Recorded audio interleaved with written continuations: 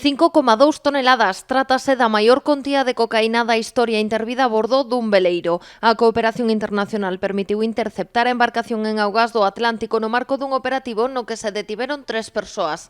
Entre elas, o que se considera un dos líderes da trama, o vilagarcián Carlos Silla, un dos nomes máis importantes do narcotráfico actual. As pesquisas relacionan a Silla como a crualixo de casi 4 toneladas de cocaína incautado fronte á Ría da Arousa en pleno confinamento en marzo de 2020.